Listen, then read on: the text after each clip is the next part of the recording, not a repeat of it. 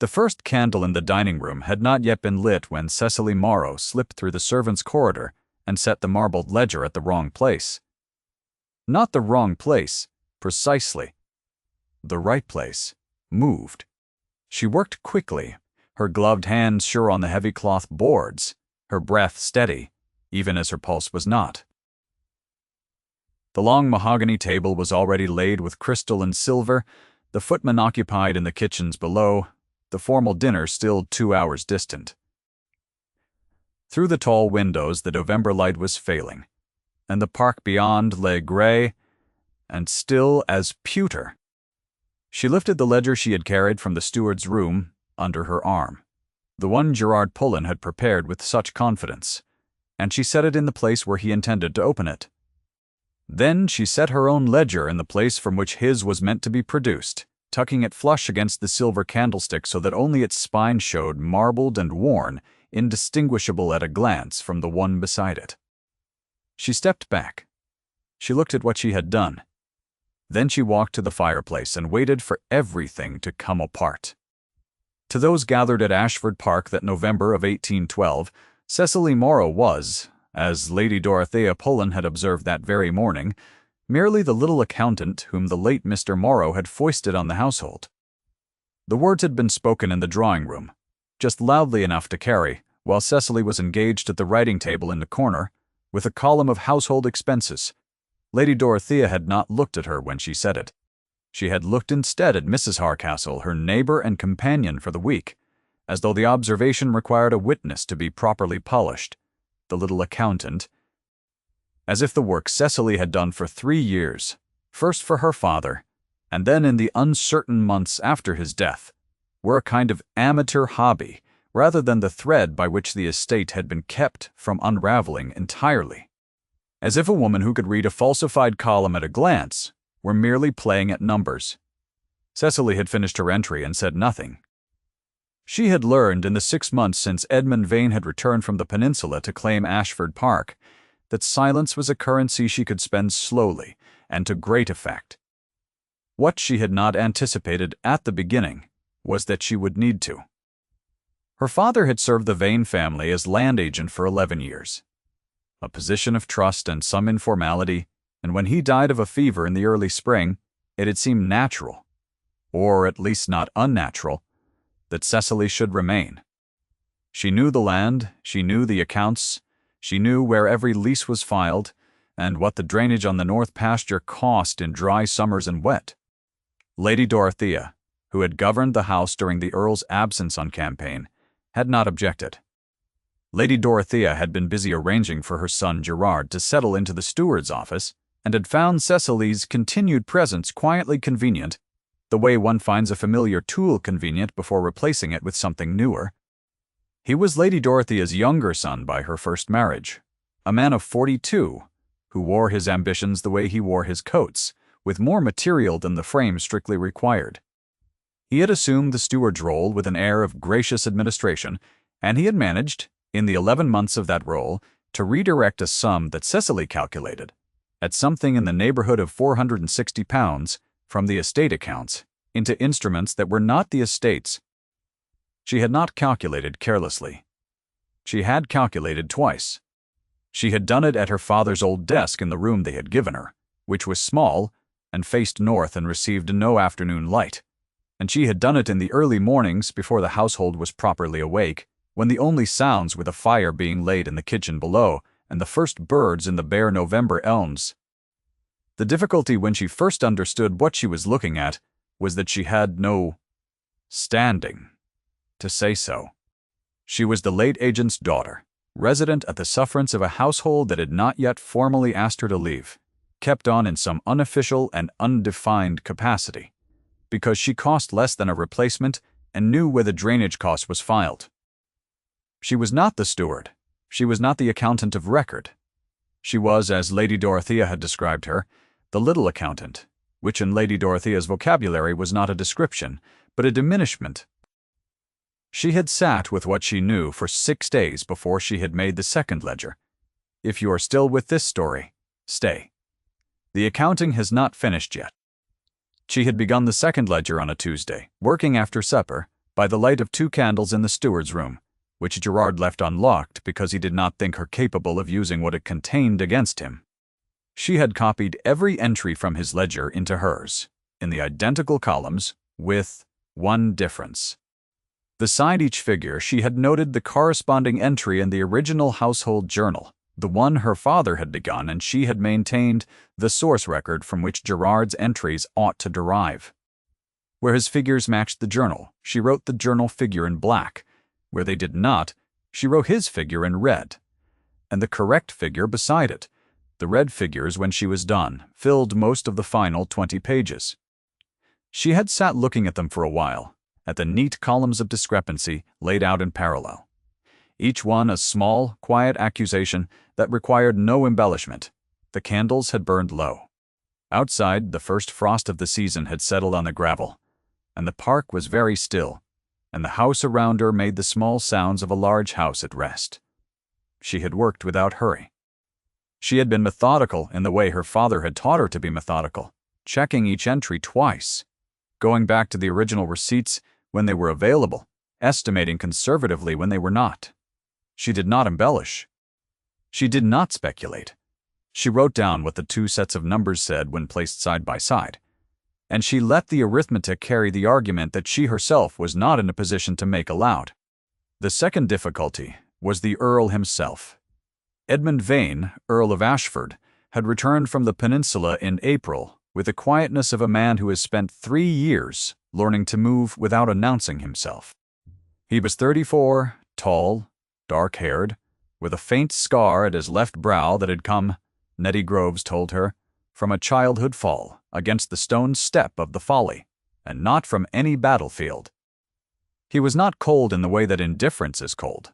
He was cold in the way that stone is cold, which is to say that the temperature was the surface of something that went much deeper, and what lay beneath it was not absence. He had arrived to find his estate managed by his cousin by marriage and presided over by that cousin's mother, and he had accepted this arrangement with the same contained expression he brought to every arrangement, which was to say that he accepted it without appearing to have an opinion about it at all. He had not dismissed Gerard. He had not confirmed Gerard. 2. He had set himself to understanding the estate's situation, with the thoroughness of a man accustomed to reading terrain, and Cecily had observed him at this work from across rooms and corridors for 6 months without being able to determine what he was finding.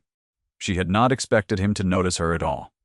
He had noticed her on the 5th day of his residence, which she knew, because she had been in the steward's room at 8 in the morning with the original household journal open on the desk, and had heard his footfalls stop in the corridor outside the door. She had not heard it approach, which meant that he had been standing there before she registered the sound at all. She had not turned around immediately. She had finished the entry she was making, because her father had told her that accounts wait for no interruption but an instruction from the person who pays them. And then she had looked up and found the Earl of Ashford standing in the doorway with an expression she could not read. He had not said anything. Immediately, he had looked at the journal, at the desk, at the 2 candlesticks she had brought to supplement the morning light, and then he had looked at her. "You are Mr. Morrow's daughter," he said. It was not quite a question. "I am," she said. "I was maintaining the household journal until Mr. Pullen's records could be fully established. I can stop if you prefer." "No," he said. He said it the way he said most things, as a single level word that was not a conversation but was also not, somehow, a dismissal.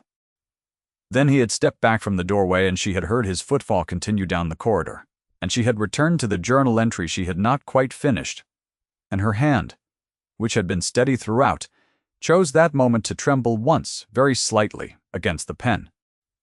He had come back the following week. He had not announced himself that time either.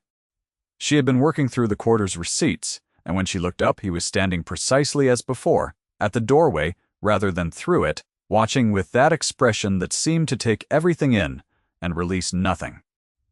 She had learned by then that he did not speak, unless he intended to complete the sentence. "The North Pasture lease," he said. "When was it last revised?" She told him. She told him the figure, and the year, and the name of the tenant, and the standard of the drainage in the autumn just past, because she knew all of it without consulting the journal. He listened. He asked one further question, which she answered, and then he went away again.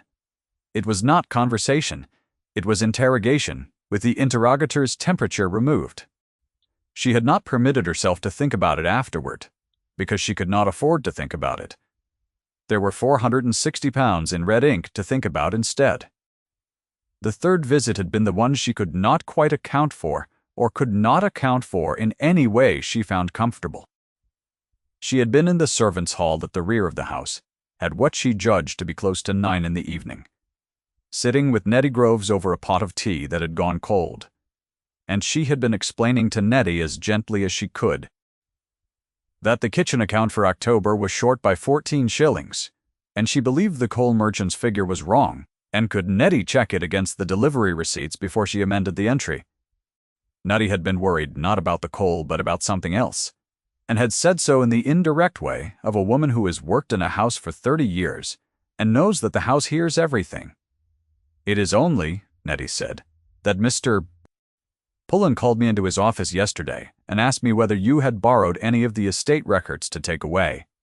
Cecily set down her cup. "And what did you tell him?" "I told him I had no idea what you did with your time," Nettie said, "which is true as far as it goes." "It goes far enough," Cecily said. What she did not tell Nettie was that the second ledger was already complete, already wrapped in brown paper, already in the chest in her own room under her winter cloak, because she had understood from the first week that the only record she could trust was the one she had made herself, and the only place she could trust it was within reach of her own hand. She had also not told Nettie that the Earl had been in the doorway of the servants' hall for at least 2 minutes of that conversation. She had seen him in the corner of her vision when she glanced toward the scullery passage. A stillness among moving shapes, and she had kept her voice level and her eyes on Nettie, and her hands around the cold teacup, and she had not indicated by any movement or inflection that she had seen him at all. She did not know how long he had been there. She did not know what he had heard. She only knew that when she looked again, he was gone, and that the quality of his absence was somehow different from the absence that had been there before he arrived. She had told herself this was an observation, with no bearing on the arithmetic. Gerard produced his ledger for the first time at the dinner table, 11 days before the occasion, in the dining room where Cecily had set the wrong ledger in the right place. He had done it with the ease of a man who has arranged a surprise he knows will be well received. He had said, over the second remove, that he had completed a thorough audit of the estate accounts and believed the Earl would find them entirely satisfactory, and he had drawn from the chair beside him the cloth-bound ledger with the marbled cover and set it on the table beside the Earl's plate. He had looked at it. He had not touched it. "I will review it tomorrow," he said. Gerard had smiled the smile of a man whose script has always worked. "Of course. I think you will find the little accountant in the corner has been rather less useful than she supposes," he said, with a glance down the table to where Cecily sat, and several faces turned, and Lady Dorothea's expression achieved something she had apparently been rehearsing. Cecily had looked at her plate. She had cut a small piece of the roast and eaten it, and put down her fork and looked at nothing in particular, because the body does not stop requiring maintenance, simply because someone has used it as a prop for his own theater. The Earl had not looked at her, or rather, she had believed he had not looked at her, because she had been looking at her plate. She had been wrong about that, as she was beginning to understand she had been wrong about several things she had believed were not important.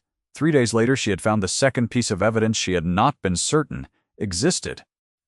She had been going through the ledger her father had kept in his last year of life. The personal one, rather than the household journal, a thing of dense, small handwriting and careful notation. She had not read it since his death, because it had seemed to her that reading it would be a kind of trespass on something that was no longer hers to know.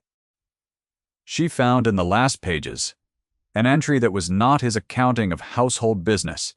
It was a copy of a letter, written in his hand, dated to the February before he died. It was addressed to the Earl, who had been then in the winter quarters outside Ciudad Rodrigo. It described, in the measured language of a man who knows what he is saying and says it carefully, certain irregularities he had begun to notice in the receipts for the previous autumn, certain figures that did not quite resolve against the source records, and a conclusion he was not yet ready to call certain, but felt in conscience obliged to name. He had written the letter. Whether it had arrived, she did not know. Whether, arriving, it had been placed before the Earl or before someone else in that household's informal management, she did not know that either.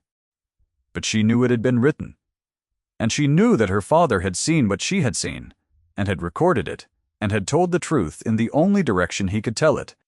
She had gone that afternoon to her chest, and unwrapped the second ledger and opened it to the last page, and written at the bottom, in her own hand, a note. It was a short note. It said that the foregoing entries were prepared by Cecily Ann Morrow in November of 1812, that they were drawn from the original household journal, maintained first by her father and then by herself, and that any discrepancy between these entries and those in Mr.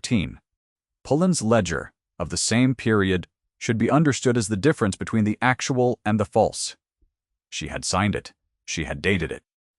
She had wrapped it again in brown paper, retied the string, and put it back under her winter cloak. Then she had gone downstairs to help Nettie Groves with the menu for the following week, because the household required a menu, whether or not the household's accounts were honest. It was Nettie who brought her the third voicing of the dismissive label, and Nettie did it with the careful accuracy of a woman who knows that information delivered precisely is the only useful kind. "I heard Lady Dorothea tell Mrs. Hardcastle this afternoon," Nettie said, "that after the dinner party you would likely be let go." She said the little accountant had served her purpose, and the Earl would hardly keep a plain nobody in the house once matters were properly settled. Plain nobody, the little accountant. The vocabulary was consistent, if not imaginative. "When did you hear this?" Cecily asked. "In the corridor outside the library," Nettie said. "About 3:30. Cecily thought about the library. She thought about the fact that the Earl had been in the library at 3:30, because she had seen him pass along the corridor toward it with a book under his arm when she was coming up from the kitchen passage. She thought about whether the corridor outside the library was the kind of corridor from which conversation might travel inward. She thought about this for approximately 3 minutes, and then she stopped thinking about it, because thinking about it had no bearing on what she had already decided to do, and what she had already decided to do was not going to change. She had made her decision the morning she found her father's letter. She had dressed it as a question for 4 days, but it had been a decision from the moment she read the last line of what he had written. The question was only about timing. The question was only about how. The formal dinner had given her the how. She had known about it for a week, known who would be present and when the first remove would be served, and where he intended to sit, and what he intended, at the appropriate moment over the second or third remove, to produce. She had also known from 3 years of managing the household around Lady Dorothea's social calendar that the footman laid the dining room 2 full hours before the party gathered, and that in the interval between the laying and the arrival, the room was unoccupied. She had needed perhaps 4 minutes. She had taken 6 to be certain. Now she was standing at the fireplace in the dining room with the wrong ledger in the right place, and the right ledger at hand. The door opened. She did not move. She had been braced for Nettie, or for one of the footmen, or for some small domestic interruption that would require explanation, and she had her explanation prepared. The figure that came through the door was not Nettie, and was not a footman, and required a different kind of preparation entirely. The Earl stood in the doorway of the dining room, and he looked at her, and he looked at the table, and then he looked at her again, and his expression was the same expression. It always was, which was to say that it was the expression that told her nothing, and somehow told her everything at once. "Miss Morrow," he said. "My lord," she said. A silence. The fire snapped behind her. The candles on the table were still unlit, and in the failing light his face was half in shadow, the scar at his brow, a pale mark against the darker skin. "What are you doing in the dining room 2 hours before the party?" he asked. He asked it without accusation. He asked it the way he asked everything, as a plain question that expected a plain answer. And she found standing in the firelight with the arithmetic of everything she had done laid out on the table between them. that she could not give him anything less. "I have placed 2 ledgers on this table," she said. "The one at Mr. Pullen's setting is the ledger he prepared for your inspection. The one tucked beside the candlestick at your setting is the one I prepared. They cover the same period and the same accounts. I would ask you to compare them during the dinner before Mr. Pullen has the opportunity to speak about either." The Earl said nothing. He looked at the table. He looked at the 2 ledgers, indistinguishable in their marbled covers. And then he looked at her again, and for one moment she could not read his expression at all, which was not unfamiliar. And for the next moment, she thought she understood it, which was, "My father wrote you a letter," she said, "in February of last year, about the same subject. I do not know whether you received it." Something happened in his face, not a crack exactly, a contained movement, as though a hand had steadied itself on a wall inside him. "I received it," he said. She absorbed this. She had prepared for many responses. She had not prepared for that one. Or rather, she had prepared for it, but had believed it unlikely. And the difference between preparation and belief was the difference between knowing you might get wet and standing in the rain. "Then you already know," she said. "I know some of it," he said. "I know what your father suspected. I did not know the extent until I reviewed Gerard's ledger last week." He paused. "I also did not know that you had made a second ledger." "I thought it possible," she said carefully, "that a single account of the figures from someone with no official standing might be dismissed. I thought it would be more difficult to dismiss 2 accounts that tell the same story. Or, rather, 2 accounts where one tells one story and the other tells the truth, and a dinner party of witnesses present to observe the difference." He looked at her for a long moment. She did not look away. Her heart was performing something that was not quite panic and not quite courage, but some third thing that partook of both. "You intend," he said slowly, "for Gerard to open the wrong ledger at the dinner table." "Yes," she said. "In front of his mother, yes. And the 6 guests who are arriving at 7, yes," she said. "I thought a private correction might be denied or managed. I thought a public one would be more difficult to argue with." He was quiet for a moment. Then he said, in a voice that was not quite what she expected, "Your father would have done the same thing." She felt something release in her chest, some tightening she had been carrying so long she had forgotten it was there. "I know," she said. "It is one of the things I learned from him." The Earl crossed the room in 3 strides and picked up the ledger she had placed beside his setting. He held it, feeling its weight, and then he opened it at the last page and read the note she had written and signed and dated, and she watched his face as he read, and she saw there what she had not quite let herself look for in 6 months, which was the attention of a man who was actually looking. He closed the ledger and set it back in its place. "Go and dress for dinner, Miss Morrow," he said. It was the same flat register he used for everything, but she had learned to hear inside it the way one learns to hear the weather in a landscape. "I would like you present at the table when the second remove is served." She went. The dinner party assembled at 7:30, as dinners at Ashford Park always assembled, in the order that Lady Dorothea had arranged, which was an order that placed Gerard at a position of some consequence and Cecily, at the far end of the table, in a position of none whatsoever. This arrangement had always struck the assembled party as appropriate, which is to say that it had never been examined closely enough to strike them as anything at all, because arrangements that suit the arranger are rarely examined by those for whom the examining would be inconvenient. Lady Dorothea had outdone herself. The table was brilliant with candles and the vein plate, the soup was very good, and the conversation in the first remove ran to matters of the county and the war and the winter prospects for the hunt, and Gerard was expansive and well-fed in his burgundy coat. And Lady Dorothea was everything a gracious hostess is, who also knows that the evening will resolve in her favor. Cecily watched the candles. The second remove was served, and the footman withdrew. And there was a pleasant pause in the general conversation. And then Gerard said with the ease of a man who has rehearsed without appearing to have rehearsed, that he believed this would be an opportune moment to present the Earl with the account of the estate's business for the past year, which he had prepared at considerable labor, and which he was confident his lordship would find entirely satisfactory. He reached to his right where the ledger was, and he drew it toward him and opened it on the table. There was a pause. Not a long pause. Perhaps 4 seconds, the length of time it takes a man to begin reading familiar figures, and understand that the figures are not what he put there. Gerard's face changed. It did not change dramatically. It changed the way a landscape changes when the light goes, in a series of small, gradual shifts that add up all at once to something wholly different from what was there before. The confidence did not leave his face so much as it ceased to be a thing his face was doing.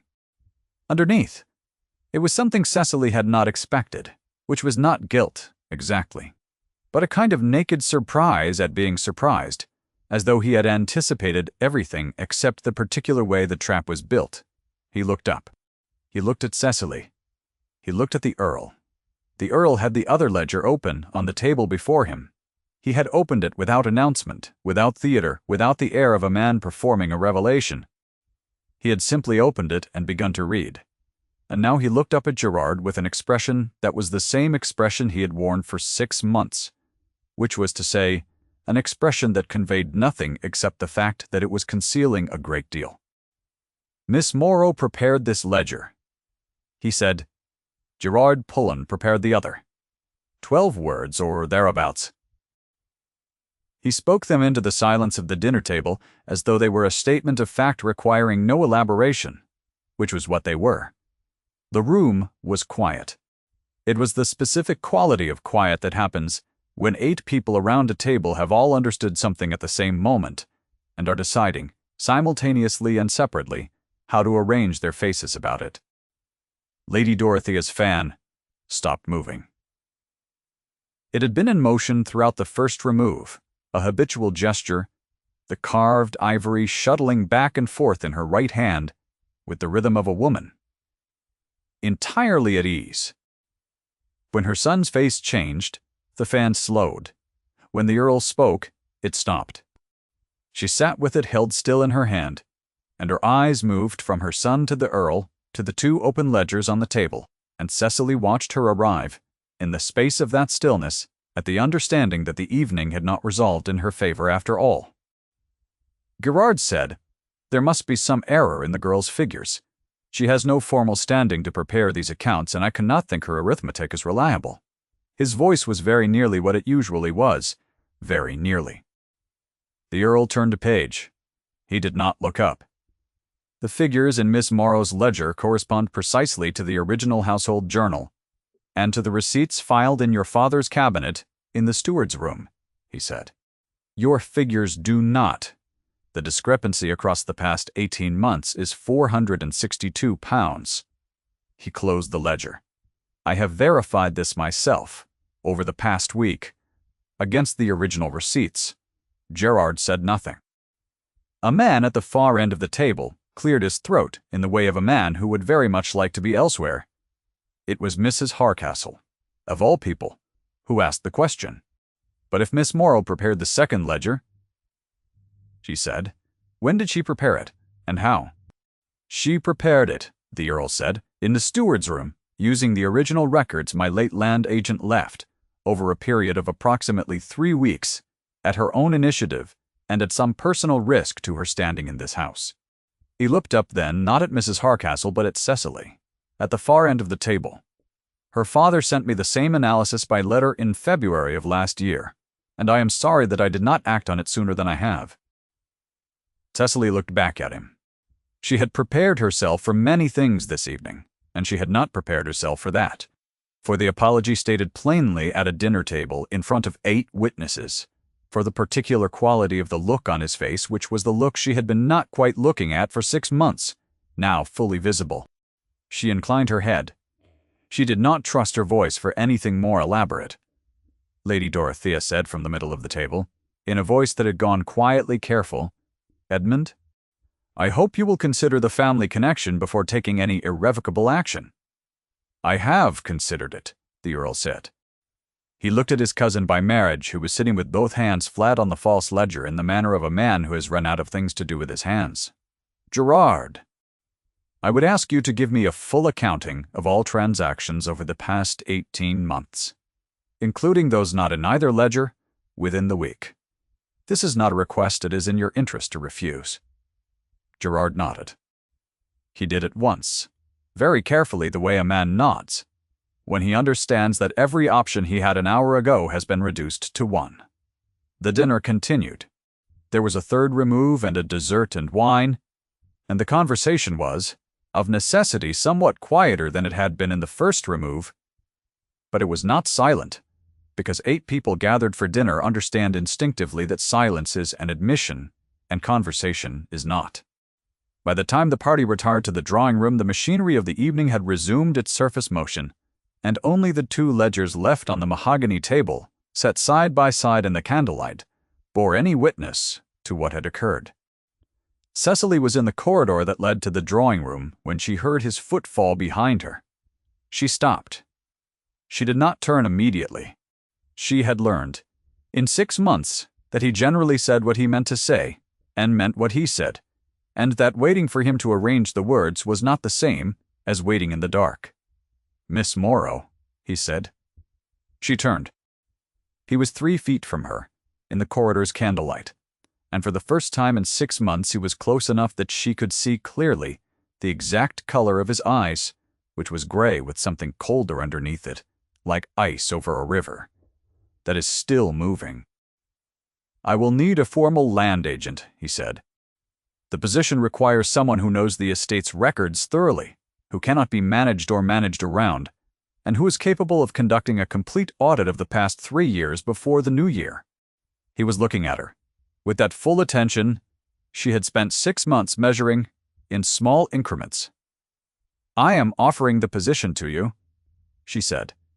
"That is not a position that has previously been offered to a woman." "No," he said. "It has not. The county will have opinions about it. The county," he said, "has opinions about everything. I have found on the whole that my own opinions are more reliable." She looked at him for a moment. She thought about what her father had written, in the careful hand of a man who knew what he was saying. She thought about the long autumn of red figures, and the weight of the wrapped ledger under her winter cloak. She thought about what it meant that he had received her father's letter in February of last year, and had not, in the 6 months since his return, dismissed her. She thought about the way he had said her father would have done the same thing, and how he had said it, and what it had cost him to say it. "Yes," she said, "I accept." He said, "Cecily." He said it as though he had been deciding whether to say it for rather a long time, and now he had decided, and it was a kind of declaration that required no further elaboration, the way the correction of a figure requires no explanation once the correct figure is plain. She felt the warmth of it arrive in her chest, like the warmth of a fire, after a long, cold journey. Not dramatic, not sudden. The warmth that has been waiting behind a closed door, and simply requires someone to open the door. She said Edmund. She said it once, because once was enough, because she had been taught by a man who kept careful records, that a thing stated clearly does not require repetition. The corridor was quiet around them. From the drawing room she could hear the murmur of conversation resuming its regular cadence. Lady Dorothea's voice somewhere in the middle of it, finding its footing again. With the practiced resilience of a woman who has been corrected but not yet conceded, from somewhere in the house came the sound of Nettie Groves moving through her work, unhurried and even, the household's true rhythm under its formal surface. He offered his arm. She took it. They walked toward the drawing room, and the candlelight was warm around them, and her hand rested in the crook of his elbow, with a steadiness that her father, had he been there, would have recognized as the same steadiness she brought to every column of figures that she did not intend to get wrong. In the weeks that followed, after Gerard had made his full accounting and departed Ashford Park, and after Lady Dorothea had departed in her own good time with something that was not quite grace and not quite defeat, but partook of both, Cecily worked in the steward's room through the short December days and the long December evenings and the first week of snow. She worked with the original journal open on the desk beside her, and with the second ledger she had made, which the Earl kept in his study rather than in the steward's room, not as evidence but as an account of something he said he wished to remember precisely. On the last evening before Christmas, the fire in the morning room burned low, and the snow was falling outside the tall windows, and there were 2 cups of tea going cold on the side table, because neither of them had thought to drink them, being occupied. The Earl was reading. Cecily was reviewing the final quarter's tallies against the receipts from the coal merchant, who had indeed been short in October by 14 shillings, as she had suspected, and who had acknowledged the error and credited the difference, and she wrote the correction in the clean copy of the new ledger and closed it. She set it aside. She looked at the fire. The second ledger, wrapped again in its brown paper, was on the shelf beside the window. Her father's notation, copied into the back of it in her own hand, sat beneath the pressed sprig of winter hawthorn that someone had placed on top of the paper, very small and very white against the marbled cover's worn spine. She did not know when he had put it there. She knew that he had, and that it was the kind of thing a man does once, without ceremony, because the record is what matters, and not the announcement of it. Outside, the snow was settling on the park in the particular English silence of snowfall, unhurried and comprehensive, covering everything equally, the garden path and the stone wall and the north pasture that cost in dry summers what it cost in wet, laying a plain white page over the year just done. She picked up her tea, which was cold now, and she drank it. And he turned a page in his book, and the fire was warm, and the new ledger waited on the desk, and it was enough. If this story has settled in you the way an honest account settles, there is a comment waiting below for whatever line you wish to put in it. Thank you for staying to the end of the tally.